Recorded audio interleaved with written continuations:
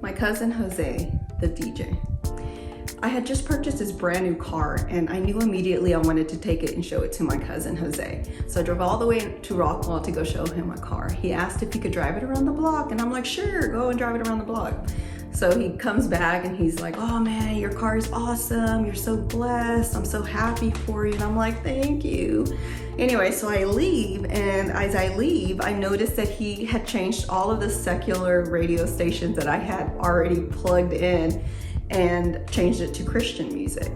You guys, I was so offended by this. I'm like, who do you think you are? You know? And so I was mad and I was, offended, like I said. But you know what ended up happening? I'm so lazy that I didn't even bother to change the music back. I would drive to work, listening to this great I am, listening to this God who is for us and that, wins victories and that can help us and that saved us and that loved us, instead of sipping on some scissor or whatever else I was listening to at that time. My cousin was obedient in his love for me, that he wanted to change the atmosphere even in my vehicle. He wanted me to hear about how the Lord loves us and how he saved us versus what I was listening to back then. He wasn't gonna let his prima sit in a brand new car that the Lord had provided for her, and listen to this junk.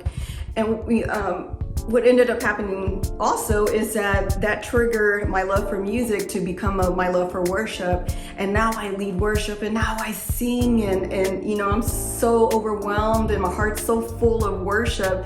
And I contribute that to the fact that my cousin was obedient and his love for his family to correct me in that manner.